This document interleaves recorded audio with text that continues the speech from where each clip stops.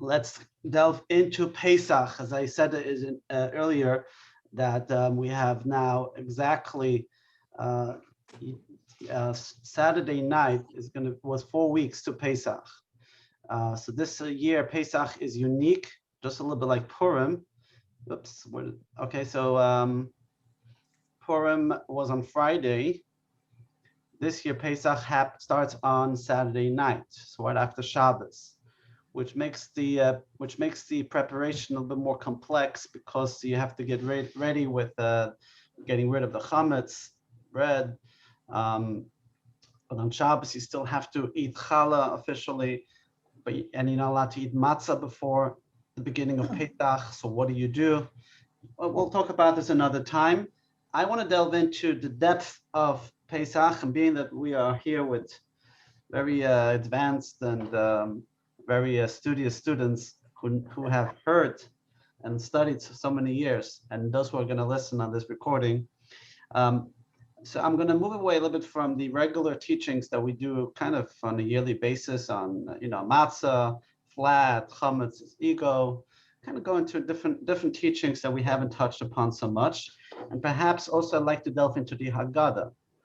Haggadah is to many a very one of the most favorite Jewish books that they know about, they read about, but this tremendous depth behind the Haggadah.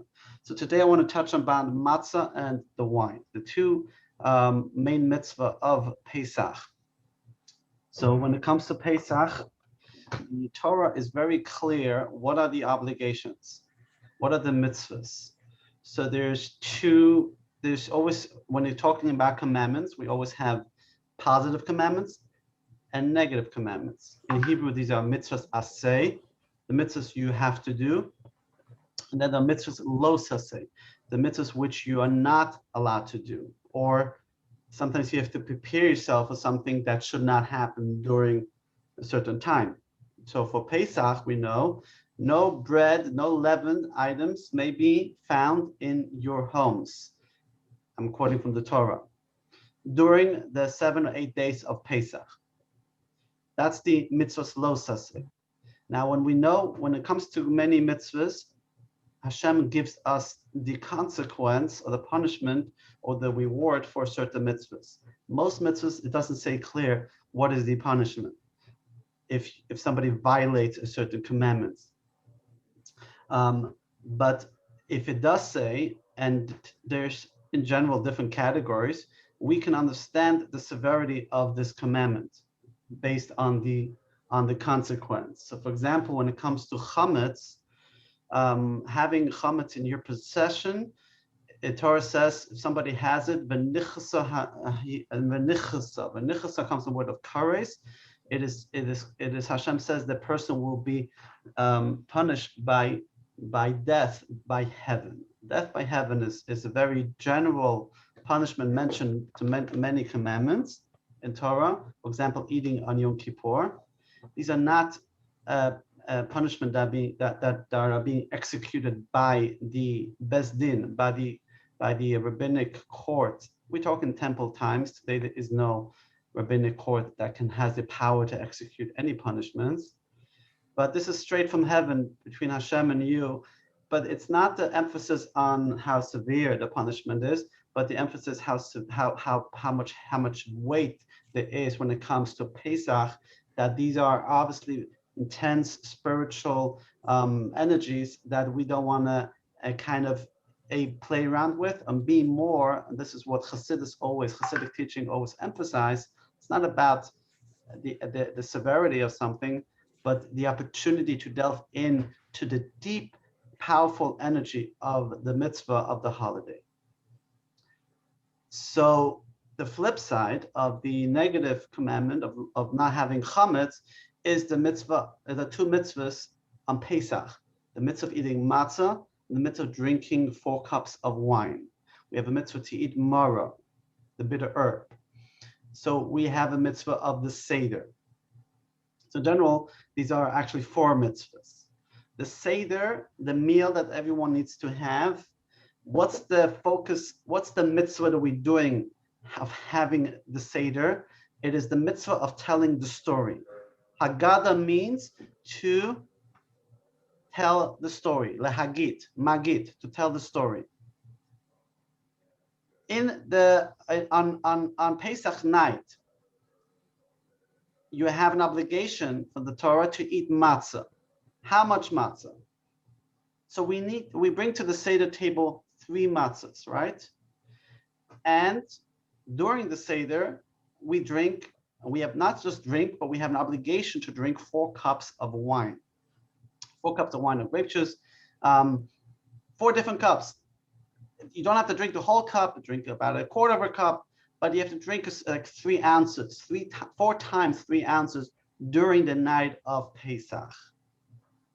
So these are called in Hebrew the Dalet Kosot. Dalet is the Hebrew letter of 4, because Aleph is 1, Bet is 2, Gimel is 3, Dalet is 4. Dalet Kosot. Kos in Hebrew is a cup. Kosot is cups in plural. So we have the Dalet Kosot and the 3 matzot. Why do we have 3 matzos, and why when it comes to the wine are there 4 cups? Why not 3 cups of wine, and why not 4 matzos? Why not 2 matzos? Why the number 3 and the number 4? Somehow a more of a direct extension. And we will have that idea explained according to the Kabbalistic insight. What is the significance of the number 3 and what is the significance of number 4? We're not going to talk today about the commandment to eat the bitter herb. Tomorrow, we'll discuss this another time. Today, we'll focus on the wine and on the matzah. Before I move further, another piece of information. There's a debate in the Talmud if the drinking of the wine is a biblical command or is it a rabbinic command. The matzah says clearly that you shall eat matzah on Pesach. It doesn't say anywhere in the Torah clearly you have to drink 4 cups of wine. However, it's hinted. It's hinted by four expressions of redemption that Hashem mentions. Hashem says to the Jewish people throughout the book of Exodus, and I will take you out of Egypt, and I will send salvation. So there's four words of expressions of redemption, and the redemption is connected to drinking wine. So hence our sages instituted in times of the temple that everybody needs to drink 4 cups of wine. We lost Maya. So why is it a rabbinic enactment?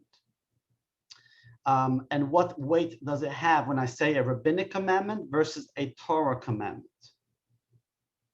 And before I also forget, and I always mention that, I want to remind people, and it's critical, that when you do these mitzvahs, which are mitzvahs of eating, basically eating and drinking, who doesn't like mitzvahs of eating and drinking? These are the great mitzvahs, right? It's important that a mitzvah, as we learned in Tanya, is not a commandment only, but it's more of a connection. It is a tremendous connection that we're tapping into a certain energy. And that energy only exists if we follow the prescription that God has given us. So in other words, if you drink 4 cups of orange juice, it's and say, you know what, I'm just going to switch from wine or grape juice to orange juice. You might have a nice intention, but there's no mitzvah, there's no connection, there's no energy that you trying to tap in and receive those blessings that we have the opportunity to do so. In addition, it is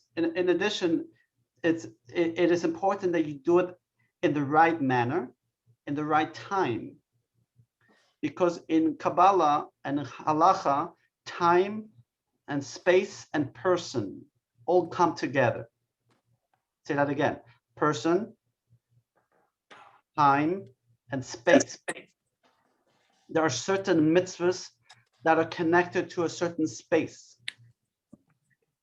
There are certain mitzvahs that are connected to a certain time. There are certain mitzvahs that are connected to a certain person. I'm going to remute everybody. There's a bunch of background noise. And if you have a question later, you can unmute yourself. Nothing personal. So the point is, it's location, but there's certain mitzvahs you only do in Israel. Right?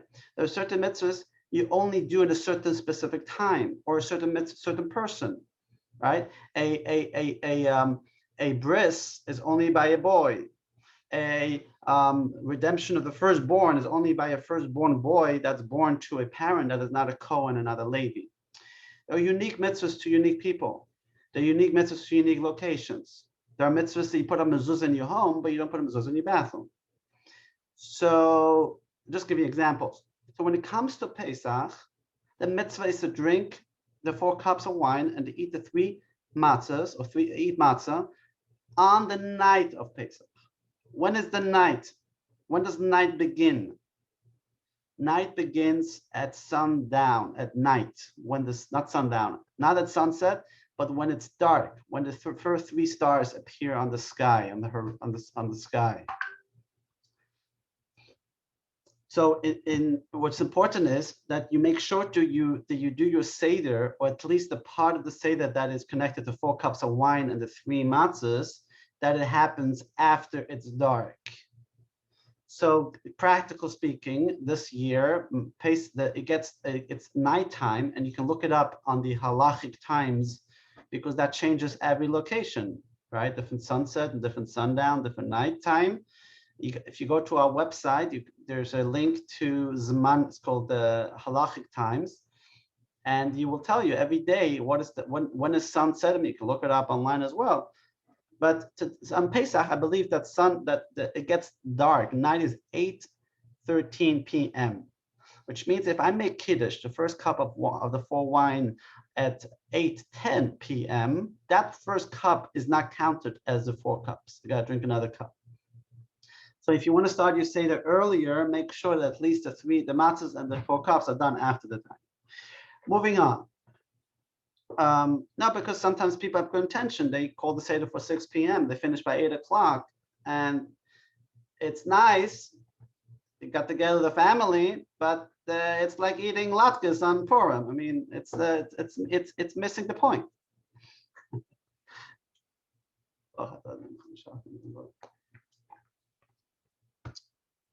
More to that later. You can if you're really starting early or invited somewhere else, I can give you certain directions how to still fulfill the mitzvah properly. Back to the 3 matzahs and the 4 cups of wine. So the most beautiful reasons why 3 and 4, in addition we just said, is that the 3 represents our 3 forefathers, Avraham, Yitzchak, and Yaakov, Abraham, Isaac, and Jacob. And the 4 cups represents our 4 mothers, our matriarchs, Sarah, Rivka, and Leah, and Rachel. When we sit at the Seder, we are trying to re-experience the Exodus. The Torah says that every Pesach we need to relive the Exodus. A person has to view themselves as if they are going out of Egypt. In Tanya, we learned that he adds the word not only once a year, but every day. Every day, a person needs to try to relive the Exodus of Egypt, as we're going to explain, because the Exodus of Egypt is not just a physical, historical experience that happened, but rather it is actually it is the idea of how do we get out of our own enslavement, being enslaved by the nefesh habahamis, the animal soul, and how do we learn how to get out of our own Egypt. Hence, we mention the story of Egypt every single day in our prayer. So our forefathers and foremothers were not just our grandparents; they're not just the founders of our people, but they are actually channeling energies of strength, of the power, how to set us free, tapping into our forefathers and mentioning them on a daily basis. When we say our prayer, when we start the Amidah, by saying Elekei Abraham, Elekei Yitzchak, Elekei Yaakov, Father of Abraham, Father of Jacob, Father of Yitzchak. Why are we mentioning our forefathers over and over again? When we put on tefillin, on the right side of the tefillin, there is a shin with three arms. On the left side is a shin with 4 arms. Again, we are surrounding ourselves with Abraham, Isaac, and Jacob. Why are we so obsessed over our forefathers? Not just because they're our grandparents, because they are the ones who open up the channel and allowed all those blessings of freedom, of commitment, of Yiddishkeit to flow. And by us realigning to that energy, it helps us overcome the seemingly difficult challenges that we go through, that they are kind of helping us to get over them. The beautiful thing it says also about the 3 matzahs, that the 3 matzahs represent 3 groups of Jews. There are, in general, 12 tribes. We have the 12 tribes, which are as a result of the 12 sons of Jacob. But as the Jews were traveling in the desert, it became 3 camps. There was the inner camp. There was the camp of the Kohen. There was the camp of the Levites. And then you have the rest of the Jews called the Israelites, Yisrael. We have it on Shabbos when we call up to the Torah, the Aliyah to the Torah. First person goes up is a Kohen, second is the Levi, then Yisrael, then anybody else who is not a Kohen or not a Levi. So the top matzah represents Kohen, middle matzah represents the Levi, and the bottom matzah represents Yisrael. If we take those 3 words in Hebrew, Kohen, Levi, Yisrael, take the acronym, the first letter of each word. Kohen is Kaf, Levi is Lamed, and Yisrael is a Yud. Kaf, Lamed, Yud spells out the word Keli. What does Keli mean? Keli means a vessel. The matzah is the vessel, Kabbalah says, to receive all those energy and blessings that Hashem is showering us on the night of Pesach. Because why is it called Pesach? Why is it called Passover? Pesach comes from the word that Hashem passed over what? Passed over the homes of the Jewish people. What did the Jewish people have to do to pass over, that Hashem passed over their homes? So just to recap, it was the last of the 10 plagues, the plague of the death of the firstborns. Hashem said that all the other plagues, I have sent a malach, an angel, to execute the plagues. But when it came to the 10th plague, not through a malach, we read it in Haggadah. I'm not doing it through a malach, but I myself, I'm going to come and execute this plague. So there was a debate up in heaven. It was a big complaint in heaven. Angels came to Hashem and says, why are you saving the Jewish people? Elu oiv de avodah zara, ve'elu oiv de avodah zara. The Jews and the Egyptians are on the same level. The Jews were so entrenched in the Egyptian culture that they themselves were worshiping idols. So why are you saving the Jewish people? What did the Jewish people have that Hashem saved them, or Hashem wanted to save them and take them out of Egypt? What merit did they have? They were completely on the lowest spiritual level, as low, as equal as the Egyptians. So the angel says, Elu ve'elu, they are the same. So Hashem says, I'm gifting the Jews, but I want them to take a lamb and slaughter a lamb bring it as a sacrifice for me. The lamb was one of the idols of the Egyptians. And I want the Jewish people, the males, to circumcise themselves, take the blood of the circumcision and the blood of the lamb and smear it on the doorpost. And they should have a Seder. When should they have the Seder? The night before they go out of Egypt. The same night they're going to go out. They're going to go out at midnight. So in that evening, they should sit down and have a meal. And they should eat matzah. So they were eating matzah before they left Egypt. They put the blood on the doorpost, and Hashem at that midnight smit the Egyptians with the first test of the firstborns, and he passed over the homes of the Jewish people. So that's the origin of Pesach. And then they left, that night they left out of Mitzrayim, out of Egypt.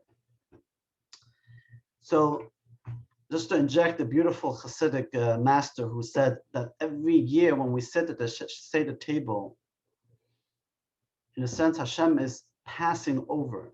Passing over doesn't mean that Hashem jumps over, but Hashem is kind of dancing, so to speak, on the rooftops of the Jewish homes for thousands of years that are celebrating the Seder. indicating there's a tremendous spiritual energy happening at the Seder. Some people actually dress at the Seder, the leader of the Seder dresses like the Kohen or like a Kohen Yom Kippur in a white kittel. Because the Seder night is not just a night where we're just eating and drinking, but it's an intense spiritual experience that we can tap into the energy of freedom. So we're going to go back to the matzah idea and the wine idea.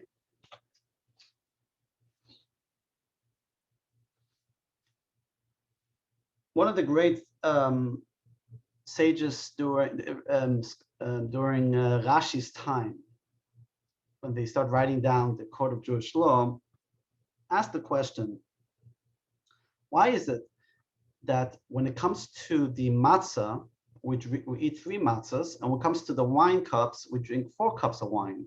And we said, why do we drink 4 cups of wine? Because there are 4 expressions of redemption that Hashem mentions. So he asked, if we are drinking 4 cups of wine to express redemption, why not eat 4 matzahs? Why wine? Let's eat 4 matzahs. Matzah also represents the redemption. Why the wine? Because in the Torah, it doesn't say you have to eat 3 matzahs. In Torah, it says you have to eat matzah. How much matzah you have to eat? So when Torah says eating, what's the definition of eating? Every person has a different definition of what is considered eating. Some people is taking a nibble, and some people, they have to eat 10 matzah. They say, this is what I call considered eating. So when it comes to the mitzvahs of eating in halach, in Jewish law, which we have others. For example, on Shabbos, you have to have a meal. How much do I have to eat at the meal? What type of food do I have to eat at the meal? So in general, a meal is only considered a meal if you make the blessing of hamotzi, which is over something that is made out of grain, either challah, bread, or matzah. How much challah do you put at a Shabbos table? We put 2 challahs. But you don't have to eat the 2 challahs. You have to eat what's called a kazayas. Kazayas means like the size of an egg. Take the size of an egg, squish the challah that size. That is the size of how much challah you have fulfilled the obligation to eat that you ate the meal of Shabbos. On the flip side, how much do you get punished on Yom Kippur if you ate on Yom Kippur? I took a little nibble on Yom Kippur. Did I violate by not fasting? So there also similar. There are different opinions if it's kazayis or kebetza. I mentioned what kazayis. Actually, kazayis is not kazayis means an olive. Zayit is an olive. Kazayis, like the size of an olive. And then there's a debate in the Talmud. What is the size of an olive? Tell me to eat the size of an olive. What is the size of an olive? There are different types of sizes of olives. Maybe 2,000 years ago, the olives were a lot bigger. Today, with the what they put in the fruits and the all the hormones, they can make large olives. So what type of egg? Egg of a chicken? Egg of a what's it called? Those big birds that have big eggs. So ostrich, right? So let's run out of time. But when it comes to matzah, you have to eat about because the size of an olive. If you squish an olive, if you take a round matzah, it's about a half a matzah. Well, it depends. How thick is the matzah? How thin is the matzah? The machine-made matzah, you have to eat like one machine matzah. Because if you take it and crush it together, it will become the size of a kazayis. That is the obligation. But you don't have to have 3. 3 is just for the Seder as symbolic. So he asked the question, why do we have 3 matzahs and 4 cups of wine? Why not 4 matzahs? If matzah represents redemption and we're trying to incorporate the language of redemption, should have 4 matzahs. So we look at the story of Pesach, and going back to the accusation of the angels, that what made the Jews, why Hashem chose to take the Jews out of Egypt, in a sense, they were on the same level as the Egyptians. When I say the same level as the Egyptians, let's take this apart a bit. So in our last class about Purim, we talked about Haman creating a gallows. How tall was the gallows? 50 amot, 50 cubits high. The Megillah keeps mentioning 50 cubits. So we asked, what was the obsession of 50? Why 50 cubits? Every detail is important and meaningful, especially if the Megillah mentions it. And we explained that in mystical teaching, the number 49 represents the 49 levels of understanding. There's 49 levels of understanding. 50 represents the level that transcends logic. So in Kabbalah, 49 is the total of 7 times 7. 7 is, we know in Kabbalah, the 7 Sefirot, the 7 supernal levels, and each of those levels has a sub-level of one of those 7. And we're not going to go into that now, what they are. But when it comes to spiritual elevation or spiritual growth, a person journeys in those 7 levels and can elevate themselves or refine themselves, so to speak, through the 7, but each one is sub to 7, so it's 49 levels. So when a person can either be on the 49th level, which is the highest spiritual level, or the worst part is to be all the way on the bottom. Actually, in holiness, there is 49 levels. And after if you got to the bottom, now there is 49 minus. 49 levels in what we call in Tumah. Tumah are impure levels. You can be on a level where you try to increase your holiness, your spirituality. We're focusing on positivity, focusing on closeness to Hashem. Or we have a person, perhaps like a Rasha, who is entrenched in negativity, entrenched in unholiness, in klippa. And there, a person can go really low, also again, into 49 levels. What level were the Jews in Egypt the night of Pesach? Were they on minus 49? Were they on +1? Or were they on plus 49? What level? Anybody want to give a guess? They were on minus 49. They were on the lowest level of impurity. In the expression in Kabbalah is Memtes Shari Tuma, the 49 levels of impurity. What did I say? My camera went like blur. All right. My kid's playing around here. Okay. So, in other words, what happens to a person who is in prison? A person is such a low level. What's the biggest impediment? Person who is in prison. A person who is trapped in prison has no ability to get out himself of prison. He's trapped. He is trapped by other forces. So you need to have an outside force to help that person get out of jail. The Jews were on such a low level that they have no ability to even come closer to Hashem. They were so entrenched, so trapped, that they needed a force to take them out. Hashem says, I myself are going to come down, descend to Egypt, and I'm going to schlep the Jews out of Egypt.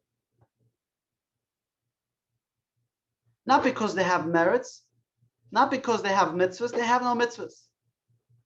Because I have chosen the Jewish people. They're my people. Because my pure, unbreakable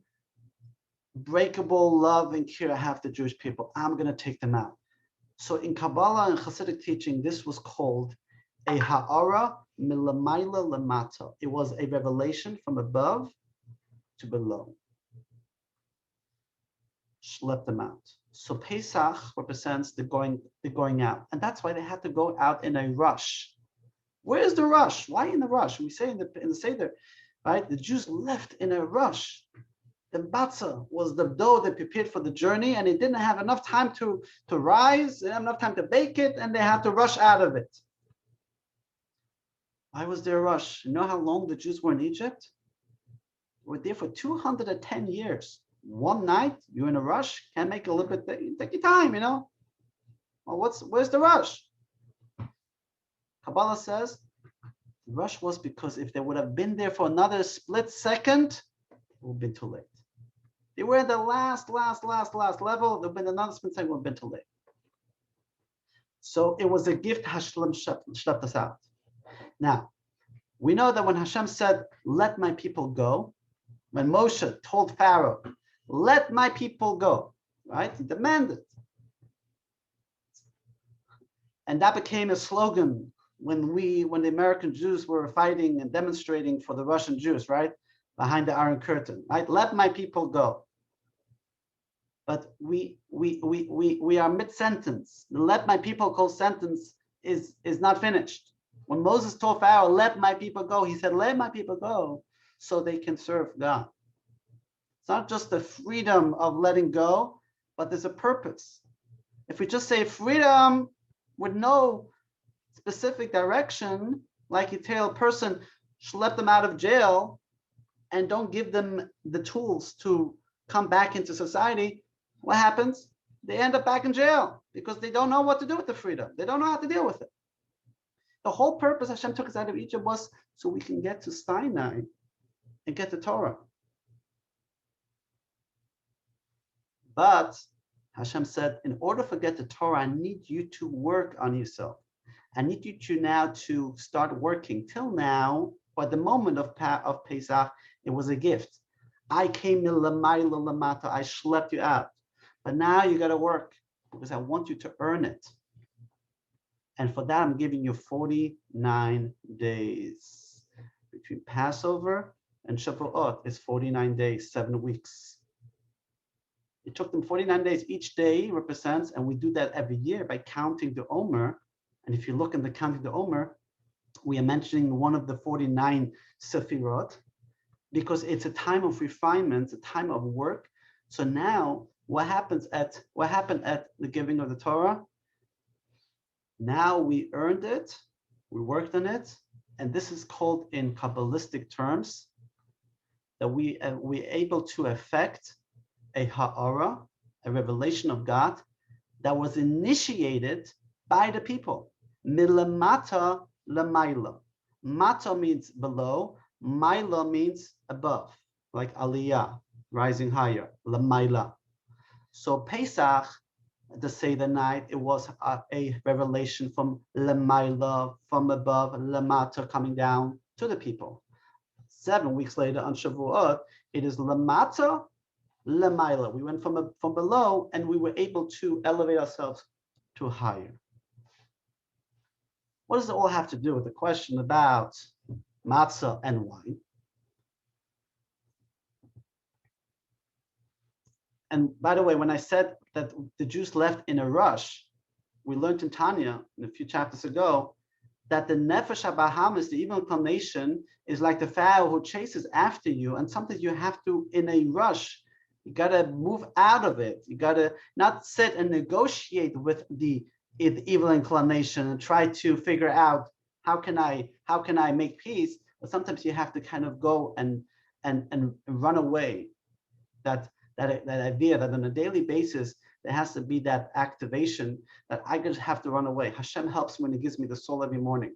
We wake up in the morning. Modeh ani. It is like the lamayla lamata. Hashem says, here, I'm giving you a gift. I'm giving you a soul. New day.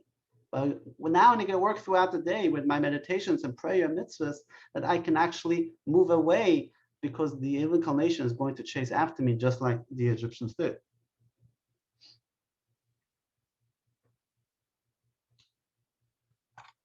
So matzah, my friends, represents the bread they ate on the night of Pesach. It represents when the Jews were on a level of poverty. They had nothing with them, spiritually. When we eat the matzah, the Haggadah says it's called lechem oni, the poor man's bread. Why? Because matzah represents the night when we were poor, the night that we were spiritual and impoverished, and God gave us that gift. It's not the redemption that we have earned. The redemption that we have earned took a process of 7 weeks, and that ended at the giving of the Torah. When we drink the 4 cups of wine, the 4 expressions of redemption, it's all about Hashem taking us out of Egypt, but also bringing us to the mountain to give us the Torah. So the wine represents the process milamata lamaila, the second part where I worked, where I initiated the revelation of Hashem, that we the people initiated the revelation of Hashem. The matzah is the first part where Hashem initiated milamaila lamata. So matzah is the poor man's bread. That's why matzah is tasteless. Matzah has no taste, meaning matzah has to be flour and water, nothing else. You're not allowed to add anything to the matzah. The matzah you eat at the Seder cannot be chocolate matzah. It cannot have salt on it. It cannot even put salt on it. It cannot even be matzah made out of juice. You can make matzah with flour and a juice, orange juice, apple juice. It's actually in halachic terms called matzah ashira. The wealthy matzah is called matzah made out of juice. The poor matzah is made out of water. Water has no taste. Water is tasteless. Versus wine. Wine has taste. Wine has taste. Wine is joyful. Wine has flavor. Wine represents the Jewish people advancing where now there was flavor. In Hebrew, flavor is tam. Tam can mean flavor. Tam can also mean reasoning. Now the Jewish people had a reasoning. They worked. Milamata lamaila. That's why whenever there is a happy occasion, we need to make a blessing over a cup of wine. It's called kos shel bracha, the cup of blessing. You cannot praise Hashem over a cup of water. It has to be over a cup of wine, because water is plain. Water represents my plain submission to Hashem without my individuality, without my flavor.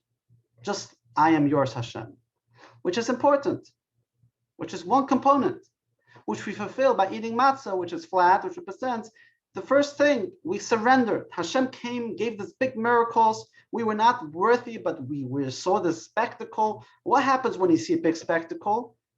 You don't even think.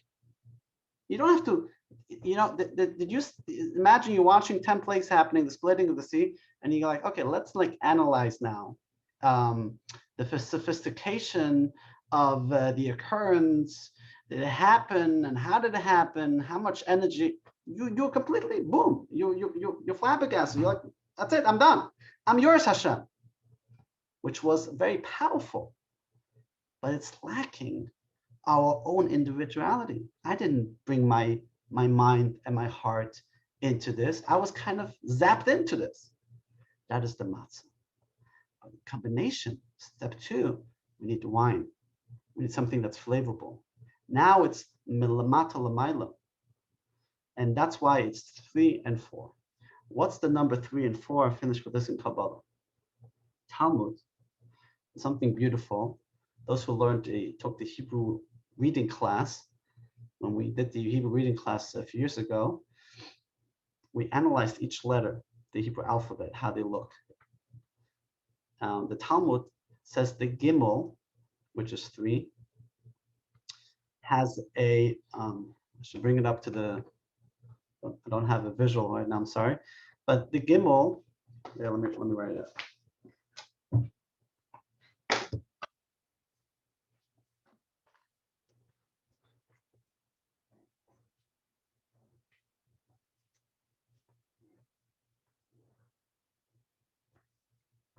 Okay, I don't know if you can see with the blurriness.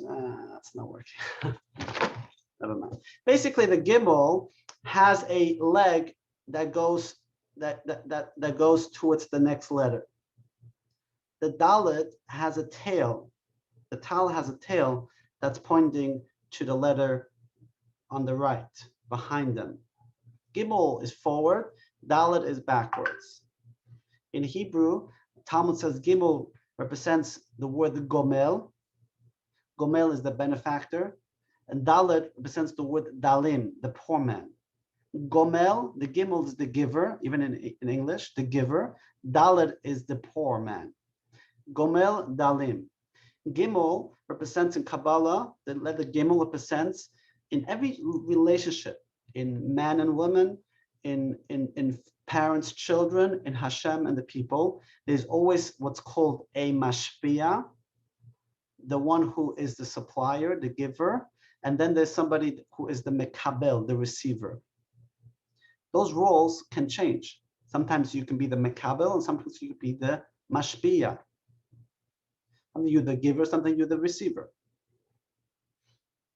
In general terms, the soul of man come from the level of the mashpia. They're the ones who are the supporter, and the woman is more of a receiver. Biological, spiritual, but that doesn't mean that men are exclusively this way or women exclusively that way. Hashem in general refers to the giver, the benefactor, and the people are the mekabel, the receiver. So Gimel is 3. It represents the level that the Jewish people were what? Hashem gave them everything, right? Matzah represents Matzah, the first part of the Exodus where Hashem gave us everything. We didn't bring anything to the table. So that's the expression of Gomel, 3. We were on the level of Dalet. We were the Dalim. We were the poor. So, but we took those 4 levels that Hashem kind of initiated and we transformed them and we worked on them. And that's the second part. And that's why 3 represents the matzah and 4 represents the wine. Kabbalah goes deeper into the 4 levels, 4 spiritual worlds. There's 4 worlds of the world of Atzilus, Bria, Yetzira, Asiya. It's getting a little bit late. I got to wrap this up. But I basically, hopefully we figured, the last point, when I said at the beginning that the mitzvah of matzah is from the Torah, and the mitzvah of the drinking 4 cups was enacted by whom? By the sages, by the people. So we have that same concept. The Torah's mitzvah represents the first part of Pesach that was milamai lamata. A mitzvah from the Torah. Hashem says you have to do this. It was milamai lamata. It was from above. But the drinking of the 4 cups was initiated by the people, which is the whole point and the whole purpose of the 4 cups, that we worked on our relationship with Hashem, that we brought something to the table, and that's the beauty of the 4 cups of wine. As you can see, there's so much wealth and richness to those rituals we do, and God willing, we'll continue next week. Any last minute questions? Next week, I want you to have a Haggadah ready by the class. If you don't have your own Haggadah, you can pick one up from Chabad or you can download them online. Any questions? And is this Shelly that's joining? That's Shelly Rubin? Love to hear your voice. Yes, Bella. I have a question. Yeah, I'm here. Hi, Shelly. Good to have you in class. Thank you, Rabbi. You said the Jews were supposed to have matzah on the night they left Egypt. Mhm. But we also learned before that the matzah is the bread didn't have time to raise. That's why it's flat, it's matzah. So how did they get matzah in Egypt before they left? That's a good question. So there was 2 matzahs. There's the matzah that they ate, and they said that we say that in the Haggadah, they ate matzah throughout their enslavement. Matzah was the poor man's bread. They couldn't afford it. But in addition, there was the bread that we're preparing to leave Egypt when they were in a rush. It was the second matzah. That's why there's 2 parts of the Seder. We eat matzah twice in the Seder, actually 3 times. But we eat matzah beginning after the second cup, when we make the blessing on the matzah. Then we do the sandwich. But let's put the sandwich aside. It's not directly connected to the mitzvah matzah. And then most important, or as important, is at the end of the meal, you have to eat another kazayas, size of olive, of matzah, as the dessert, called the afikoman, right? So these are the 2 matzahs. The first matzah represents the matzah the Jews ate when they were enslaved. The second matzah already represents the matzah of freedom, which was already started to transition, as we learned today's class, from lamata lamaila. That's why you eat it when you have to eat the afikomen as a dessert. What is dessert? Dessert is not something you eat to fill yourself up. Dessert is something you eat as wealth. It's expression of richness. People who eat dessert, it represents you have already enriched yourself. People who can afford food or are poor don't eat dessert. Desserts, you're in a restaurant and you have to buy another dessert. It's a real extra, right? But the expression is that we are reliving the exodus that we talked about, the part of being enslaved, and now we went through and we became free people, and we acting in a way of how free people acted. And having that lamata lamaila aspect, true freedom is be able to think free. True freedom is to able to the ability to be allowed to participate in the conversation. Just schlepping the Jews out of Egypt alone would not have been true freedom. So we are actually trying to relive and re-experience and to tap into this energy on the night of Pesach. I have to leave. Yeah. If you have a question, email me. I have 11:30 meeting I have to join. Okay, thank you, everyone. Rabbi. Thank you, Rabbi. Bye-bye. Thank you.